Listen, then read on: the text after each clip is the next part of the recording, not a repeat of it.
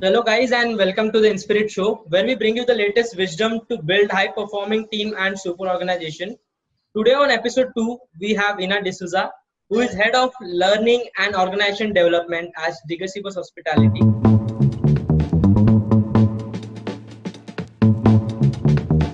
She brings in a rich experience of 16 plus years, and we are really happy to see where she brings in a new perspective of building organization culture. Today we are going to talk about Karma Yoga, right? And how this can be implemented in your organization to build high performing thing and super organization out of it. Great. Hi, Ina. Welcome to the show.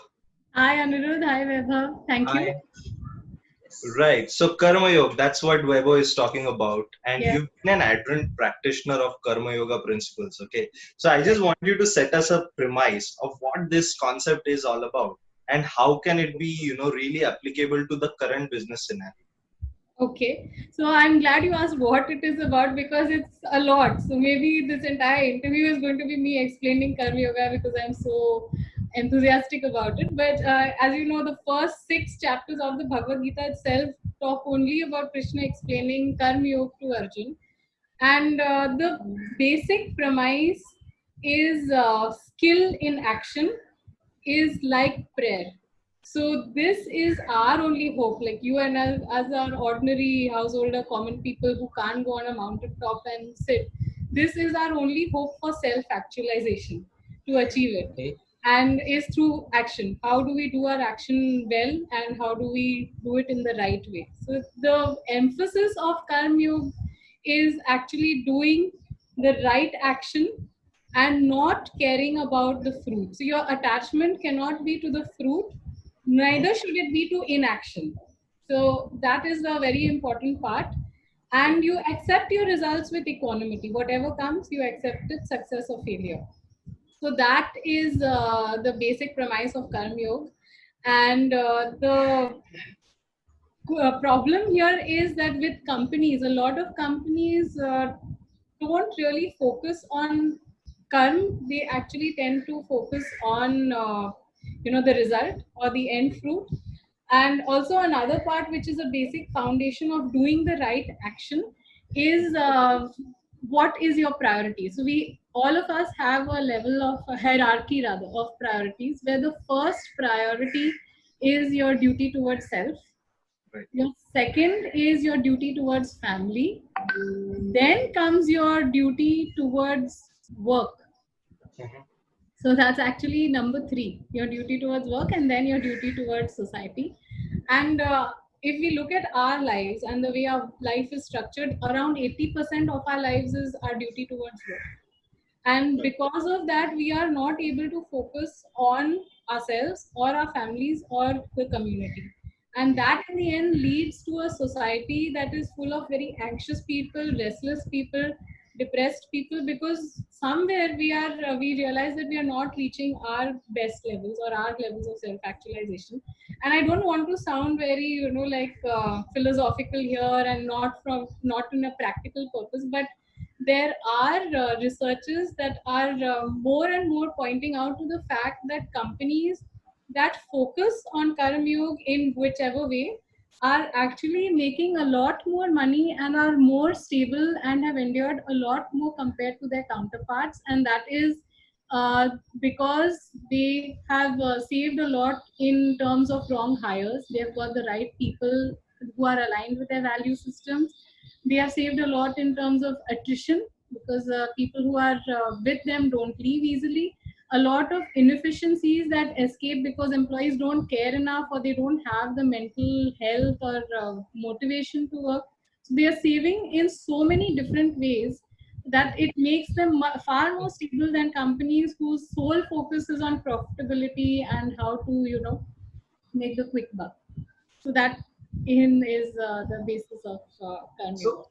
so I'm a bit confused over here. If, Yeah. if you're saying a business's primary definition should not be, let's say, profits, or rather, we should not be chasing the reward, as what Bhagavad Gita says. Right. What would be the motivation factors then? How can a business be built from a, Mhm. let's say, an intrinsic motivation of the employees or the mission towards it? How does this fit in? Okay, so first thing that I have not said, someone very wise like Krishna said, Lakshmi goes to the one who is not wooing her. So, but coming back to that, there are more studies that have been done. There are 3 Dans that I love to quote, 2 out of which who've written Daniel Pink and Dan Ariely on motivational theories, and they have pointed out that people who are should be motivated intrinsically. The moment you start Mhm. rewarding people with money, that motivation goes away, and then Correct. you start measuring everything in terms of, I'm not getting paid for this, why should I do this, mera kaam nahi hai. So it starts getting into that terrain.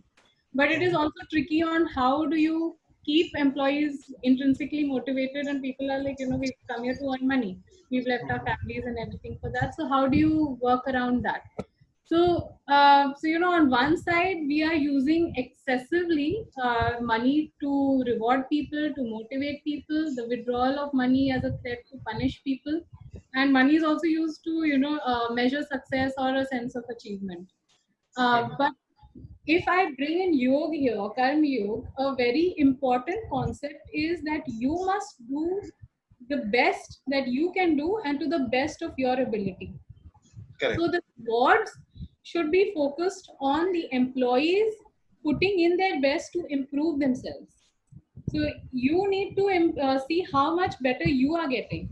Have I improved as a person compared to last month or last week or last year? So that is a way to reward people. Has an employee invested more in training themselves? Have they taken initiative to upskill themselves? So that is a way to measure and to reward people, instead of just giving money. You Mhm. then measure their performance in the way on how they are improving themselves, and reward them in a lot of ways. Like, you can multi-skill your people, you can express gratitude to their contribution, create an caring atmosphere, allow them to be more innovative, allow them to be creative, allow them to take initiative. So there's a lot of other rewards that are there in terms of giving them more that will enrich their lives rather than Correct. Yes. only tying it to money. I'm not saying money is not there at all or not important. I'm just saying don't give so much Mhm. importance to money. There is so much more that Mhm. needs to come in. So that should be considered when you're looking at an employee and rewarding them. So basically, it is going a bit tangential to the traditional management practices, right? Traditional management practices basically say that we hire an employee as a specialist of a particular domain. Right now, you're mentioning that let us get an employee, let us allow him to cross skill, multi skill, take up more Yeah. responsibilities. So, will it also require like realignment of organizations' goals, their hiring and employee related policies, and even ultimately employee happiness to a certain extent? Yes, of course. So the thing is, traditional management theories should be exactly that. Now, old, they Mhm. are gone past. So it's funny. I'm talking about Karma Yoga, which is like super ancient wisdom. But Mhm. the problem is that we moved away from that and started looking at people as machines. When you look at a Right. machine, you're saying, I'm buying a sewing machine because it can only stitch. I am Mhm. buying I don't know, egg beater because it can only beat an egg. But is a human being an egg beater or a sewing machine? Why are we slotting them into this person can only do this person can only do that? Because then you're killing their motivation, and you're killing their the basic humanity. As humans, we want to learn. You thrive when you are given challenges, and your Mhm. brain expands Yes. when you're allowed to learn more things. So why restrict it to just one small thing and specialize in that? And in fact, I will eventually talk to you about companies that have gone against this trend and have succeeded and done extremely well because of human capabilities and our ability to think out of the box. Correct. Correct. Right, right. So it is rightly said that old is gold. So what now I can relate to this philosophy. Yeah. Uh, yes, now I can relate to this philosophy. During our events, I usually try to have a candid conversation with the employees. Because at Inspirit we try to understand organization, then provide solutions. So Right. I really try to understand what is that motivational factor during this conversation, and I've all figured out that money is there, but the primary factor is not the money. It is the organization's work culture, how good they are within teams, right? It is like what comes from within you and the positive energy through your team. Are they aligned to the mission and vision of the company? And is that mission and vision enough, motivating them enoughly, so they can focus more towards their own progress as well? Exactly. And in fact, very often employees are not even aware of the vision and mission or the values. Yes. Forget about that, the Correct. companies are not living it. They have put it on posters everywhere, but they're not living their values. They're not living what their stated mission or vision is. In fact, Right. with organizations that we have worked with, one of my primary question goes out when we are going on team outings is, do you know the Yeah. values of the company? And 95, 99% of the employees do not have any clue. And with the organizations wherein we have identified that, okay, they're at least aware. They might not know the exact words, but they're aware of what are the value systems. We see them growing like really multifold, because now the employees really understand what the organization is moving forward to, and then they realign, or rather they're motivated enough to be a part of that, that long drive or that mission. Exactly. So whenever we start, I do remember, we tell them we ask this question: what are your organization's vision, mission, or value statement? Do you know? If they don't know, we tell them go on your website. First of all, try and understand that. Then only we'll start with those activities, or whatever initiatives which are going to take. Then again, it will be a form of an exercise. It is Right. not going to add value by the end of the day. Again, Correct. there need to be a consistent effort from organizations as well as the individuals, right? So Right. if I'm a part of an organization, it's my own responsibility. I think this is what also Karma Yoga is talking about.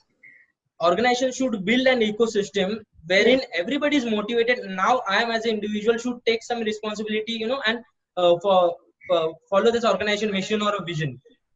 All right, great. So now that we understand the philosophy or the context of what Karma Yoga really means, what according to you would be, let's say, the practical or actionable steps that the organization must take, or maybe even the HR leaders must take to imbibe it in, the overall cultural elements? So, what I'm going to say might sound a little controversial, but the first thing I would say is stop emphasizing on efficiency. Mhm, And the second one, actionable, I would say, is stop rewarding good performance with leadership. mhm, You're mixing everything. So the first one is if we are in our pursuit for efficiency, which is finally our one eye is on profit, right? That is why you want more and more efficiency.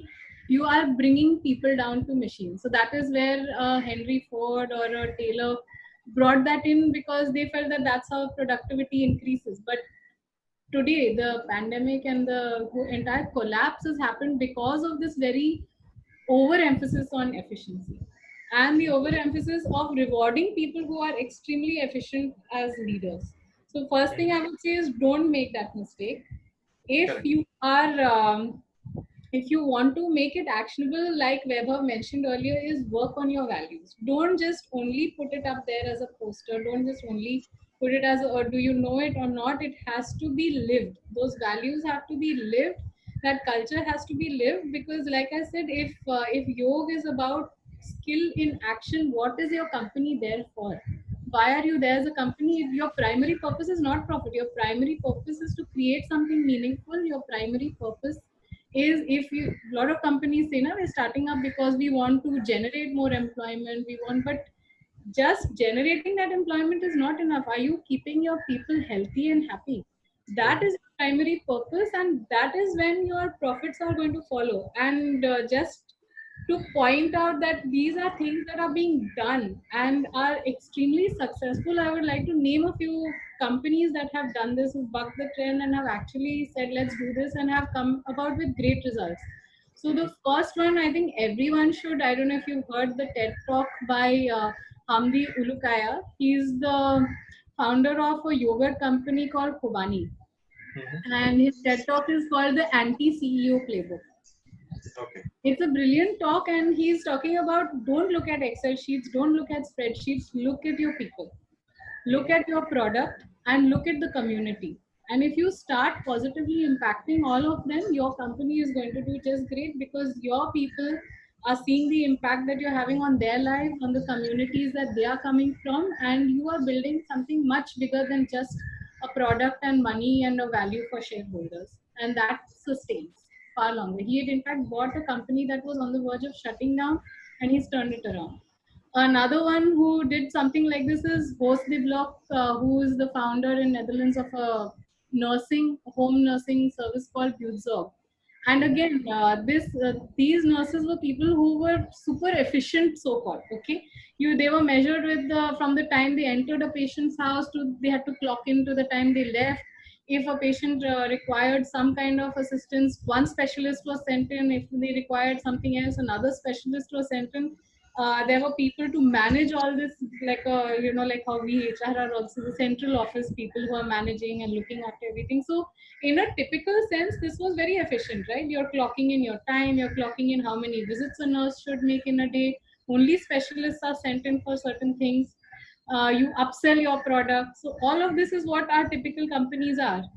And what was happening was the patients were getting more sick. People were unhappy because old people get nervous, right? You're getting different people coming in at different times. The nurse is busy looking at their watch. We have to get out in 5 minutes. We're done.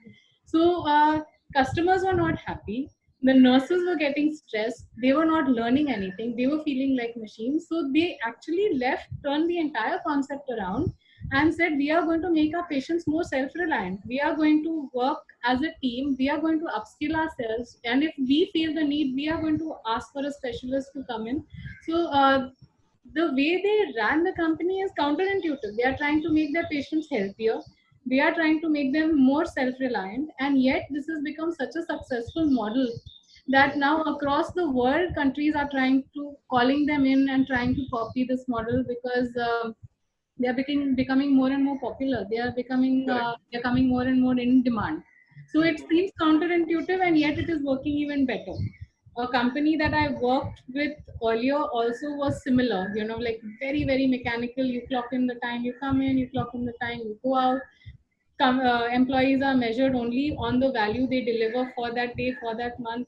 Extremely competitive, and people were getting burnt out. Really good people they were losing because of the high anxiety and stress rates and everything. And suddenly they realized something was going horribly wrong, and during the pandemic they just flipped around. And now they've assured their employees that no one is going to get fired in the next 2 or 3 years, because they care for their employees.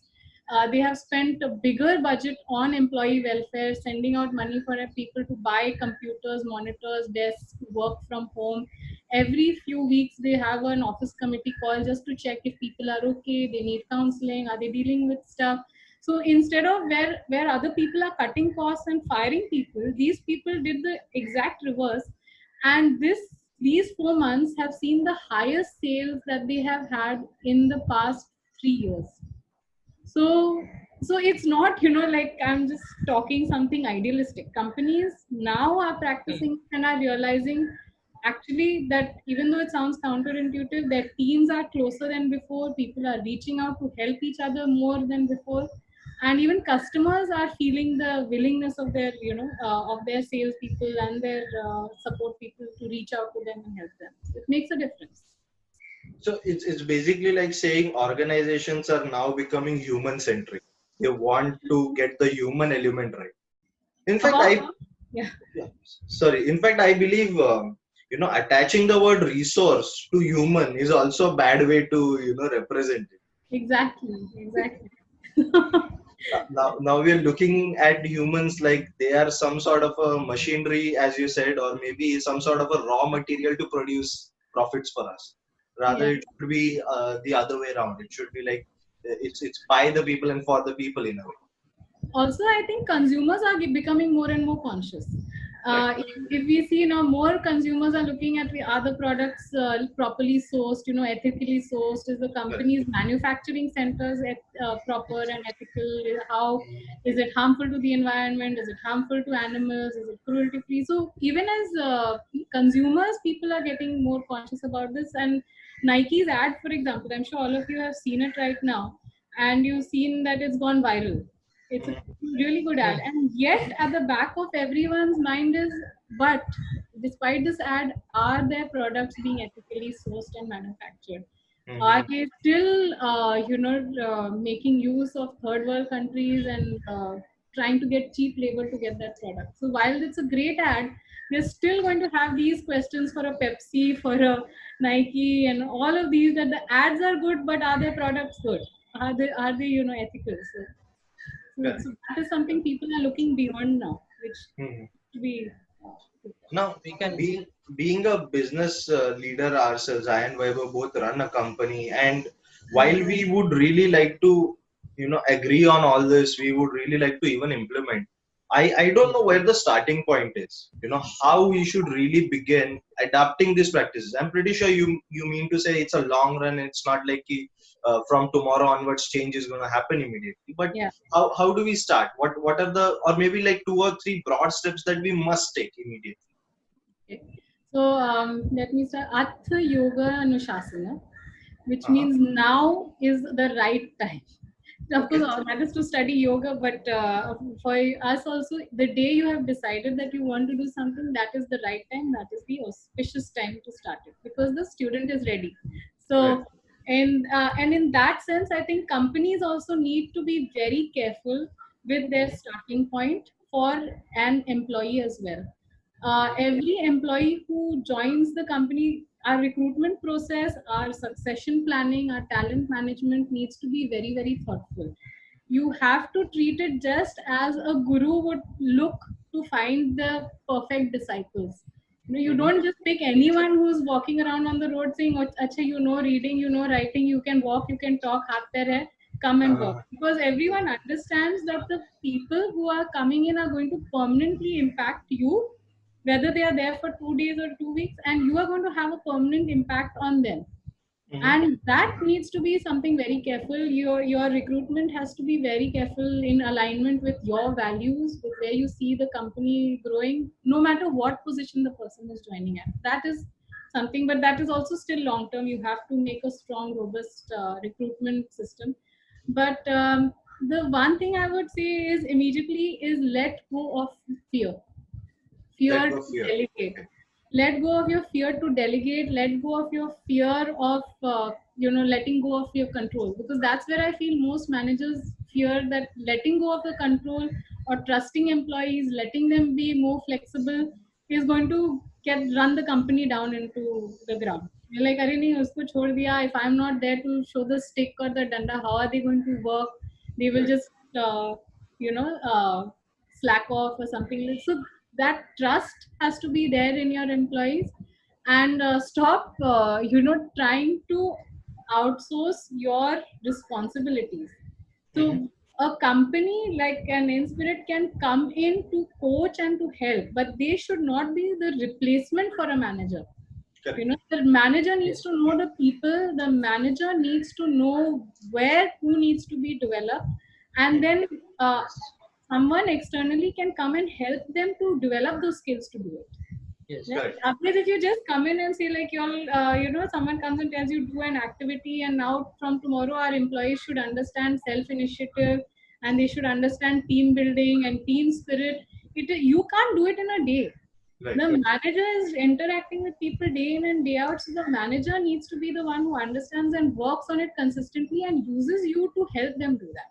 Correct. So, so I would say this is, because we find it easier in this day and age. We love to outsource everything, but Mhm. finally, if we want to see this growth, we want to see a positive change, we have to start taking ownership of everything, making sure that we know all the ingredients are, in and out, and then use support effectively to grow it to the best of its ability. That is the Right. biggest piece of advice I could give. Hire That a people very that, good. yeah, So and then basically, it becomes like a empowerment journey rather than like activity outsourcement.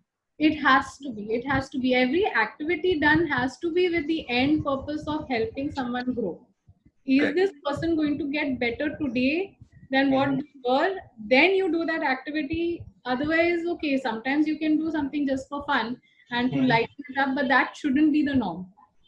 Correct. The norm should be everything should be thoughtfully done and done with the purpose of helping each of your employees to get better from what they were.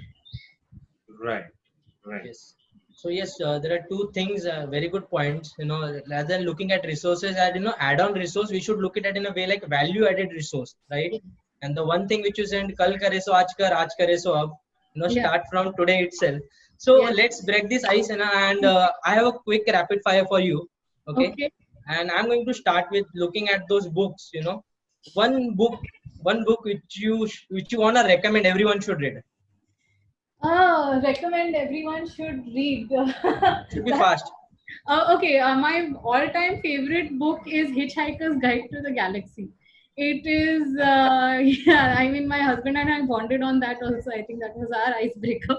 but, but it is a humorous book, but it tackles very serious issues in a humorous way on how people are living meaningless lives without understanding it, but done in a very nice and funny way. So that's a brilliant book. A book that I am currently very addicted to is the Yoga Sutras by Patanjali, because it talks so much about how you control Yes. your mind, you understand how to work with it, you learn to Mhm. focus. Stability is so important, and as the days progress, this world is only going to get more and more VUCA. So the Okay. more we learn to focus inward on our mind, it's going to be better for Okay. us. Yeah, that is, I think, Great, good. great. So you need to give me only one answer, right? I think you are new to it. Okay. So Okay. you're a practitioner of yoga. Suppose I Yeah, tell you, 15 minutes of jogging or a 30 minute of yoga, give a same amount of result. Same amount of result. What are you looking after? What will you prefer, a yoga or a jog? yoga. Yoga. Okay. And next, it will be a chocolates or a broccoli. But neither actually. Neither. What will you go Broccoli for is then? foreign fruit. Food yoga always says source locally. Source what is cheap and locally available to you. So neither. And chocolate, no, I don't like chocolates. You don't like chocolates? No, I don't. Okay. Yeah. Let's go for a protein bar then. Okay. So what is Enna like? Like an early bird or a night owl? Early bird. Early 4:30 bird. is when I wake up. Okay. Everything is falling under the idealistic scenario over here. It And has come with one of age. your productivity hack which you like to tell on a productivity hack which you practice. Productivity hack, I think, is even if I get 10 minutes of meditation, just stilling the mind, or and especially going out into nature, you Mhm. come back, you can focus brilliantly well after that. Or stay away from your cell phones or any technology for 10 minutes, I think, is a productivity hack. Note it down. We'll also try and that's a good advice. I want to see Vaibhav do that. I really want to see. He No, knows it's not possible for just me. keep that Instagram and your notifications off, your productivity will soar through the roof. Right. Right. And finally, what will be your advice to all the young HR managers out there? My advice would be work very closely with the operations team. I think most people, not just HR, everyone tends to work in silos, and that is, does more disservice. HR especially needs to work very closely with leadership, needs to work very closely with ops, needs to know what each team is focusing on, what their goals are, and only then you can come up with something meaningful. Otherwise, it is just going to be a tick in the box, and that's not no point then. Correct. Yes. All right. So as we've heard lots and lots of let's say knowledge shots and knowledge sharing over here, I want you to summarize the interview for us. What are the top 2 or 3 messages that you want everybody to take away from this particular session? Okay, the top 2 or 3 messages, right? Yeah. There's so many. All right, but yes, so the top one would be, don't be afraid to empower your people. Hmm. So I think we just say it a lot of times, but we don't practice it because we are so afraid. We're schooled to do that. From the time we are school children, we're just told to stick to your boundaries, lines, and you should learn to give away that power, trust people that they are going to do their best.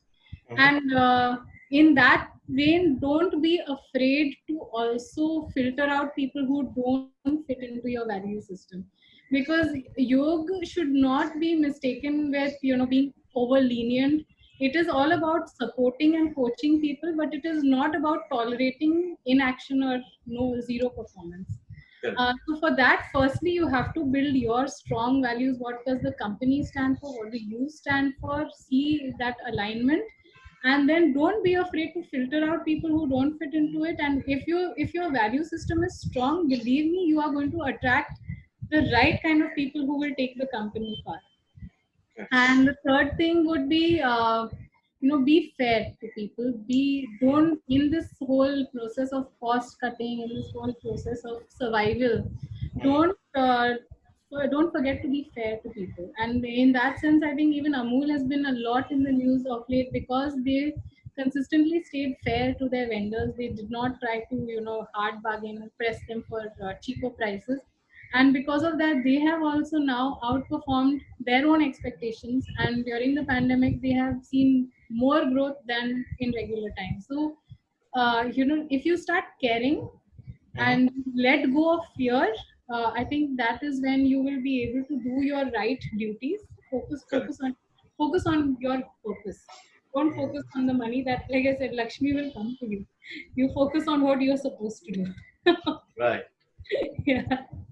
So basically, summing it up, Lakshmi will come to us as long as we are true with our own mission and we empower our people in the right direction. We give them Yeah. the right set of opportunities, and it's all about realigning your mission with individuals, let's say, goals or their own idea of a good service. Yeah. So we're going to end on that. Thank you so much, Ina. It was a Thank you. really wonderful interview, and we really hope everyone who is watching this would have derived value from it. So guys, Thank you. please do subscribe to Inspirit, and of course you can find Ina on LinkedIn. She'll be able to answer all your queries. If you have any questions, please do put it in the comment section, and we will ask her to write an answer for you. Be happy to. I love writing and reading, as you can see. I'm following her LinkedIn profile. I've seen. Yeah, every comment, right? Sure. All right. Thank you so much, Ina. Thank you. Okay, Thank you now. for having me here.